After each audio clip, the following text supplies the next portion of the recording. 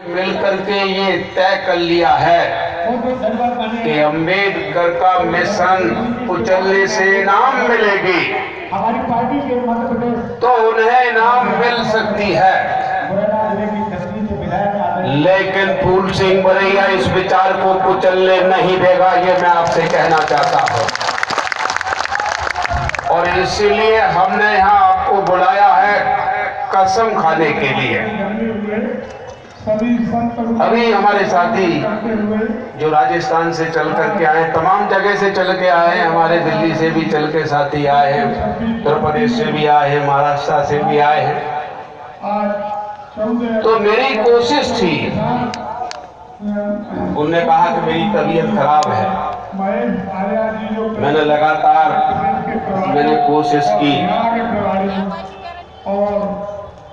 4-5 दिन मैंने कोशिश की कि सभी जगह के लोग आए कसम खाने के लिए। तो रात दिन जब लगना पड़ा तो निश्चित रूप से तबीयत मेरी खराब हो गई, लेकिन इतनी गर्मी यहाँ पड़ रही है, वो आप लोग भी यहाँ से जाएं और कुछ पी लीजिए, ग्लूकोज वगैरह, क्योंकि गर्मी ज्यादा है। मैं आपसे कहना चाहता हूं, लेकिन ये भी बताना चाहता हूं कि हम लोगों की तबीयत कितनी भी खराब हो, बस आपका साथ मिले तो जय भीम का झंडा लहराने से कोई माई का नाम नहीं होता। तो हम क्यों ऐसी बात करने आए? या हमने संकल्प के लिए 2 महीने पहले कलेक्टर को दरखास्त दी। 2 महीने पहले हमने वैसे तो बड़ा उधर का क्षेत्र मांगा था ग्राउंड, तो कलेक्टर ने यहाँ पर कोशिश उन्होंने की। आज उनको बीजेपी और कांग्रेस और कैसी कोशिश की कि हम लोग बाबा साहेब अम्बेडकर की जयंती पर संकल्प लेंगे कि देश में आज खतरा बढ़ तो गया है, ये बात सही है, लेकिन बाबा साहब का मूवमेंट बचाएंगे, देश को भी बचाएंगे। तो शपथ लेने के लिए हमने ये जगह चुनी थी। तो कलेक्टर ने हमको बड़ी मुश्किल में यहाँ जगह दी, जो वहां से लेके वहां तक हमको ही दी थी। और जब जगह जगह लोगों में ये चर्चा का विषय बन गया कि अंबेडकर आइडियोलॉजी खतरे में है, तो उसे बचाने के लिए गांव-गांव से महिला पुरुष निकलने लगे। तो इंटेलिजेंस ब्यूरो डिपार्टमेंट की तरफ से मुख्यमंत्री को ये खबर दी गई। तो मुख्यमंत्री को लगा कि मुख्यमंत्री को ऐसा लगा कि ये जो भारत में अम्बेडकर मूवमेंट है, सभी अम्बेडकरवादियों को उन्होंने मैनेज कर लिया है, लेकिन फूल सिंह बरैया हाथ उन्हें नहीं आ रहा है।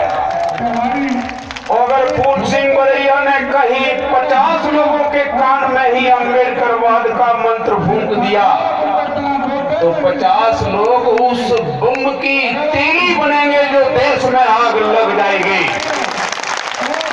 तो घबरा करके शिवराज सिंह ने अपना कार्यक्रम रखा। ये सामने 10 कदम आगे शिवराज सिंह का कार्यक्रम है, पीछे शिवराज सिंह का कार्यक्रम है। तो अभी जनता का जब मन नहीं बदला, तो उन्होंने सोचा कि ये फूल सिंह बरैया अकेला ही अम्बेडकर आइडियोलॉजी को बचाने का कसम खा के जाएगा, तो ये बम बनेंगे। ये बैठी हुई तीलियां हैं, ये परमाणु बम बन करके अपने क्षेत्रों में जाएंगे। तो इसीलिए कलेक्टर ने खुद इनको बुला करके ये चिल्ला चोट कर रहा है।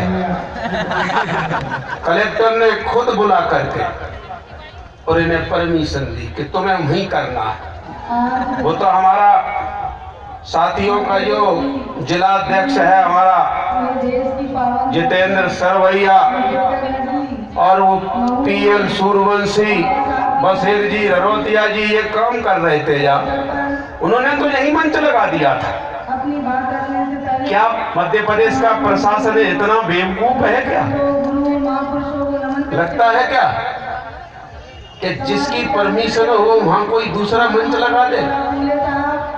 लेकिन मध्य प्रदेश का शासन मूर्ख है, बेवकूफ है, उसने यही मंच लगवा दिया उनका।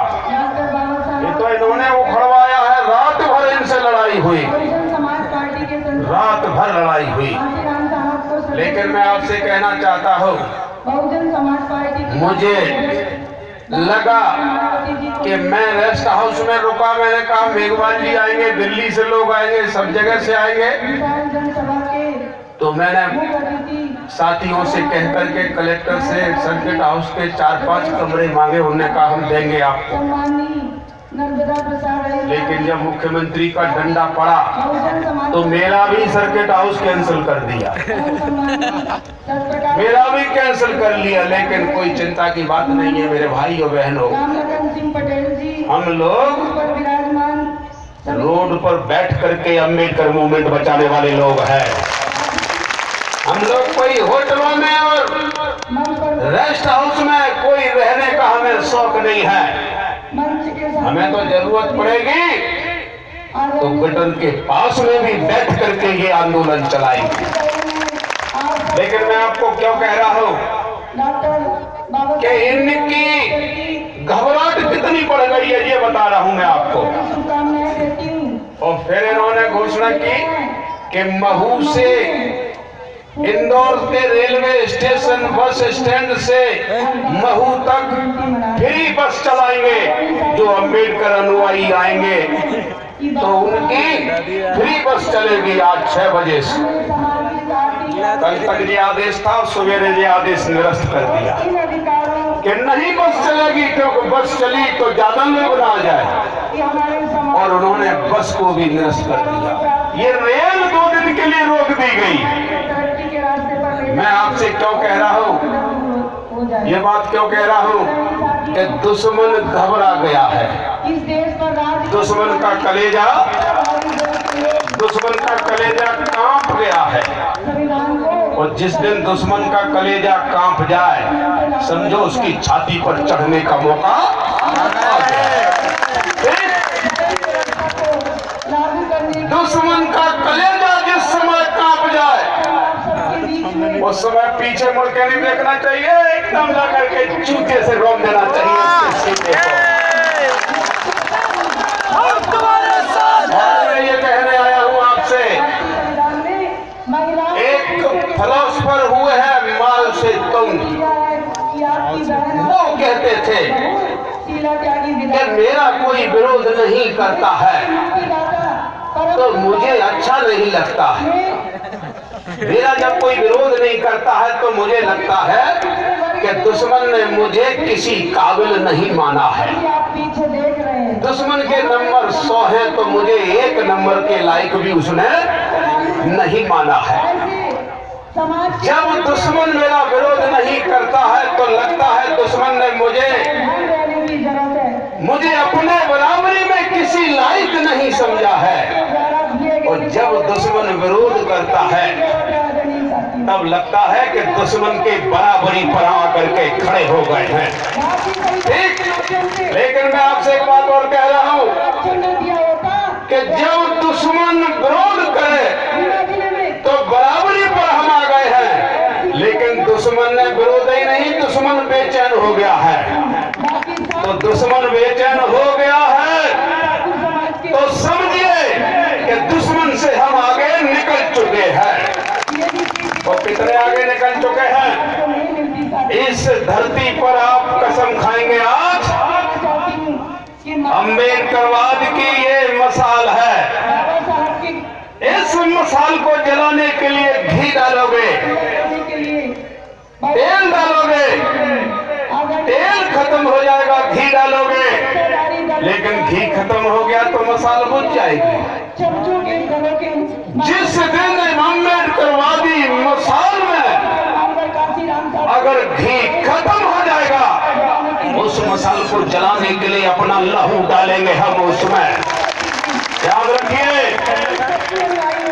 और ये भी मैं बताना चाहता हूँ कि दुश्मन कितना कमजोर हो चुका है कि भोपाल की विधानसभा पर जय श्री राम की जगह